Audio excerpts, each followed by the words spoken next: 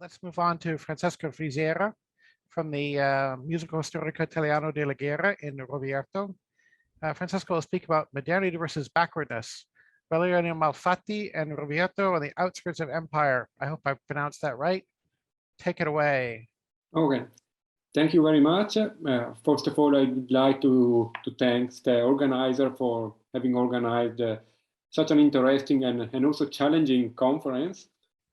Well, as you have seen by reading the title of my paper, I'm going to focus on the figure of Valeriano Malfatti, who was mayor of the small town of Rovereto for over 30 years before World War I. My aim is indeed to describe a context that goes beyond the biography of this particular political figure. In his role of mayor, in fact, Malfatti led a great number of seemingly anonymous public servants, such as medical doctors, engineers, municipal officials, who shaped a territory on the very edge of the empire. The political figure of Malfatti is cumbersome. He was actually mayor of Rovereto, deputy to the Tyrolean Landtag, deputy in Vienna, and also for the short period vice president of the parliament, then senator in the Kingdom of Italy. Nevertheless, his achievements are still under research, and his figure well represents how much personal biographies hide different framework of loyalties and relationships too. Well, the short presentation that follows, starting from his biography, is an insight into this complexity. Well, at the very beginning of the 20th century, the economy of Southern Tyrol still maintained the feature of traditional economic systems. A large part of the population resided in rural center and depended on an agriculture sector which recorded very low levels of production.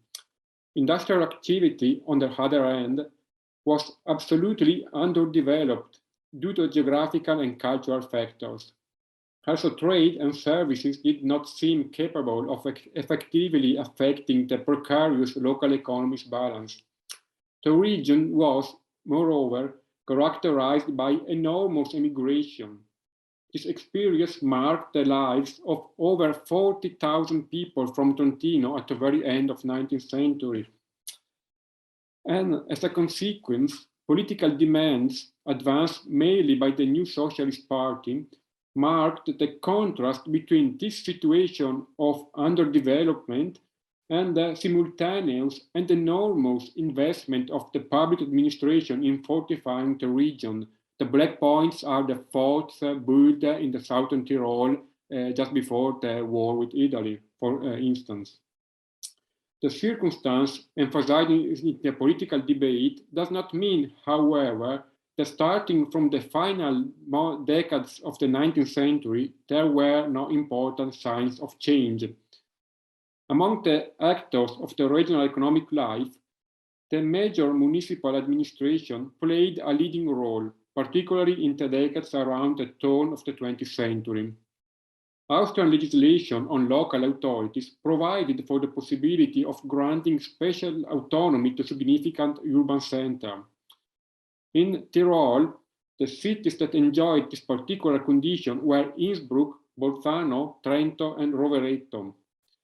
Beyond the legal and institutional framework, it is also important to point out the presence, both in Italy and in the German world, of a movement that saw precisely in the proactive role played by cities an essential moment of the adoption of innovation, both on an economic, social, and infrastructural level. Here lies the first conceptual knot.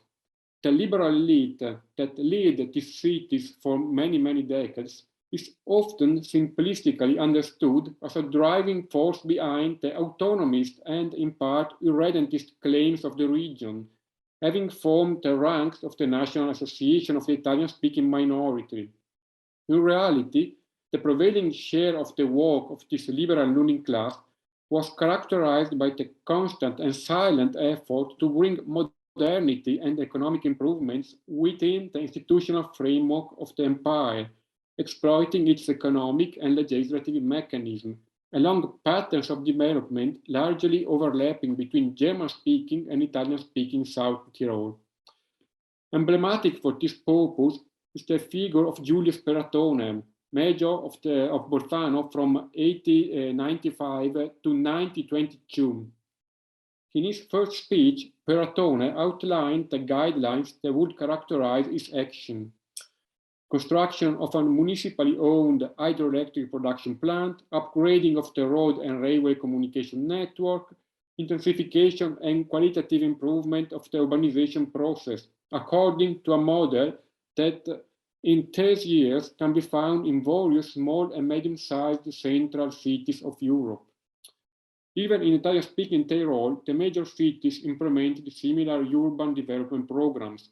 From this point of view, Trento was somewhat ahead of its time. Already in 1884, the mayor, Paolo Mazzurana, began a season of strong leadership of the municipal administration with a coherent project. Here follows then the case study of Rovereto and of its mayor as relevant in the analysis proposed by this conference.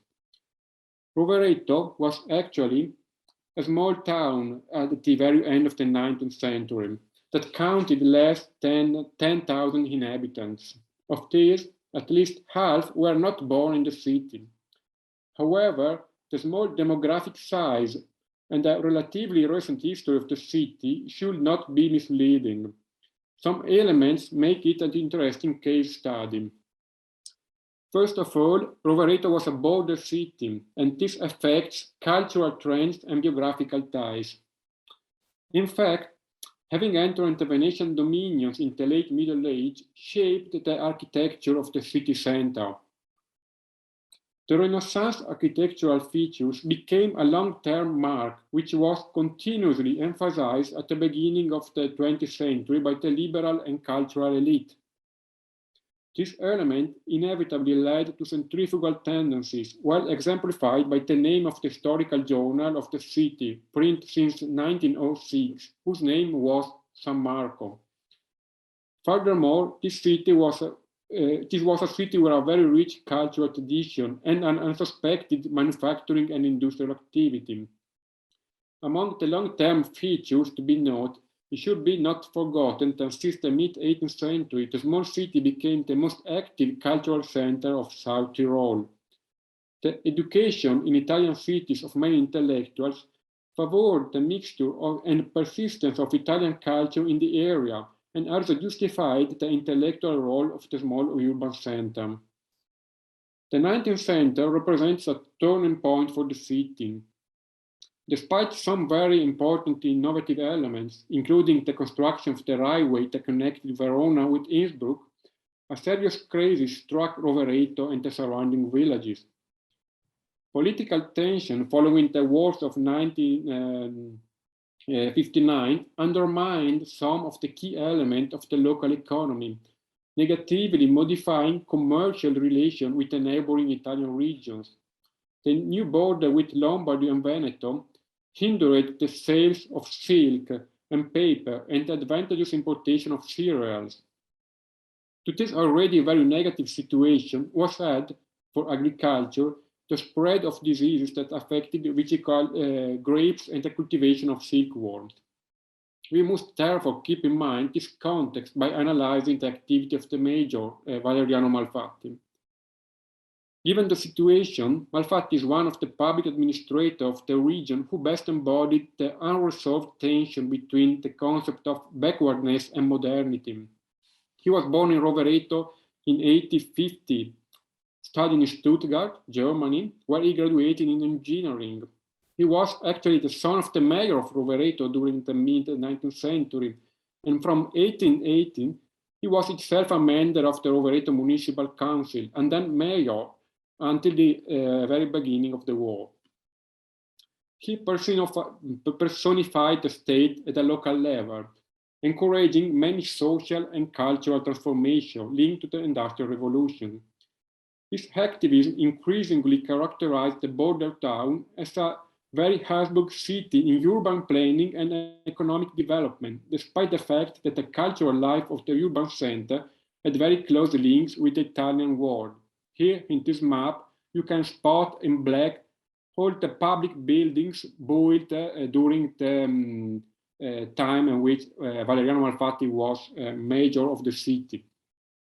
During his administration, he favored the establishment of new industrial areas, while the municipality arranged the project and financing of the large hydroelectric plant of Teponale in Riva del Garda, the biggest of the region at that time. The project, developed by the engineer Panzarasa in Milan, benefited from the consultancy of the engineer Osanna, born in Trentino, graduated in Graz, and specialized in Vienna by the firma Siemens and Alstom. The municipality, led by Malfatti, realized other important public work, such as the so-called Pellagrosario, the new hospital, the male orphanage, the Rovereto River Railway, the primary school for men and women, through funding that Malfatti had obtained from the central government. Even more important, in 1907, Malfatti promoted a general master plan of the city by calling Karl Mayrader from Wien, who had drawn up the master plan of the Austrian capital and, later, the plan for Karlsbad in Bohemia. The plan of Mayrader was the tool that guided the development of the city for the following 40 years. The biggest and most impressive of these buildings is for sure the new cart house shown in the slide. This focus on Malfatti's role in shaping public and architectural space can only be explained if it is put into the city cultural context. In the city, the numerous architectural and urban renewal projects were publicly debated in newspapers, shown in postcards and posters with illustration of the facade of the new buildings. As already pointed out, the ties with the Venetian heritage, partly hindered by the newly shaped modern city, were at the core of the debate. For instance, in an article published in the city newspaper in 1906, following the renovation of the two buildings of the Casa di Risparmio and the City Hall, the journalist argued exactly that point. A few years later, Giuseppe Gerola, who became a few years after the end of the First World War superintendent of the Cultural Heritage Office in Trento, on the page of the journal San Marco, stressed the same point. In short, there was a widespread fear that these renovation works that transformed the city in few decades could drive to a loss of the Venetian architectural remains in the city that made the link between the city and the Italian cultural area concrete. This is indeed the context in which buildings with a very important public and social function, such as school, courts, hospital, hospice, characterized by Cyclopean dimension and Viennese style, were introduced during the Malfatti leadership. The key argument for our analysis is, however, the following. In the run for modernization, Malfatti found surprisingly the cooperation of the socialist Pichel, in particular for the projects of the hydroelectric plants and for public housing, despite their different political position. And even in the ranks of the officials of the municipality, to which, for instance, belonged Gustavo Chiesa, there was great awareness of the advantages determined by Malfatti's pragmatic activism, despite the national precaution highlighted above. In detail, Malfatti encountered and managed a very varied but particularly active team of public servants, like Gustavo Chiesa, and among them we should quote the municipal engineer Ettore Gilberti, born in Udine, who contributed to the construction of important buildings and villas in the city. He was a prolific engineer, trained in Milan. He was indeed well suited to Malfatti's practical personality.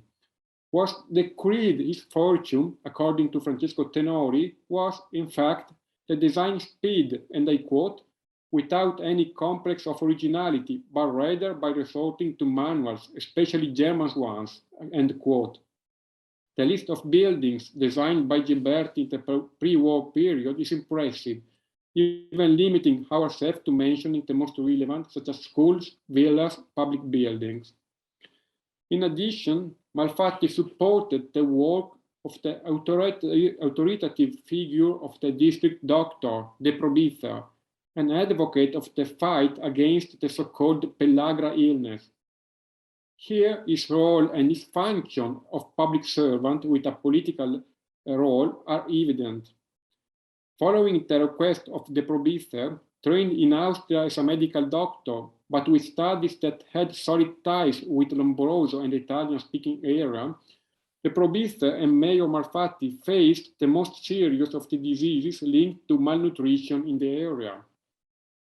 After the involvement of Malfatti, a law was approved by the Tyrolean Landtag in 1904 to fight pellagra illness, a disease linked to an exclusively corn-based diet, which involved strong psychophysical disbalances and, ultimately, internment in psychiatric asylum.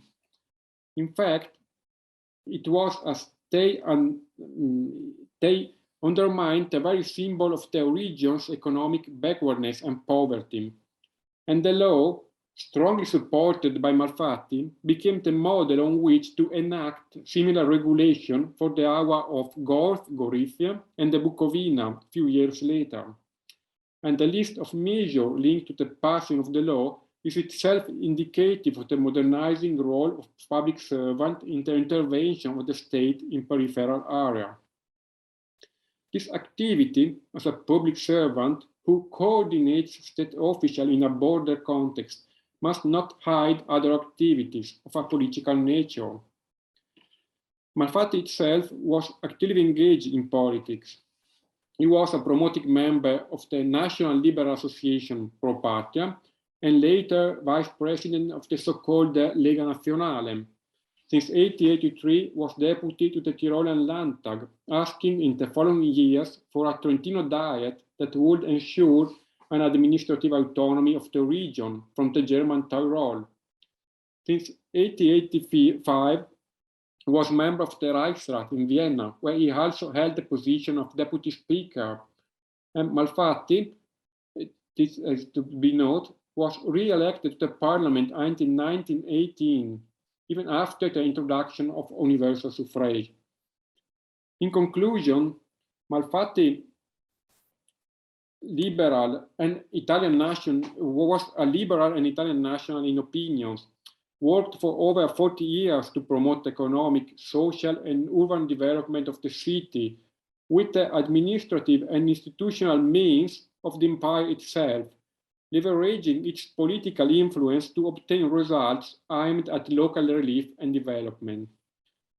Far from the political controversy, pragmatic and concrete, he is surrounded by public servants, some of whom even trained in Italy, in a context of strong national tension. Nonetheless, his positivistic and somewhat paternalistic activism that led his action remained unchanged. In his view, the introduction of modernity elements, which mitigate misery, socioeconomic poverty, and raise the average cultural level, were the latch to structure an imagined community, which was not based exclusively on reasoning of linguistic cultural kinship. The war and its interment, together with the interment of Dr. De Probitha, the municipal officer Gustavo Chiesa, and other actors of his season, will bring national aspect to the foreground, partly forgetting what was done to create an intangible link between empire and citizens. Indeed, after the outbreak of the war, Malfatti itself was suspected of irredentist feelings and interned in Katzenau. In July 1917, he benefited from the general amnesty and was thus able to take part in the second section of the chamber. At the end of 1918, he was appointed by the Italian army as civil commissioner and then mayor of Rovereto, and in early 1919 as head of the Commission for Civil Affairs at the Italian delegation in Vienna. Then, at the very end of his life, he was appointed as senator in the Kingdom of Italy, and he died in Rovereto about 10 years later. I'm at the end of my presentation. Thank you very much for your attention. I'm looking forward for your question. Thank you.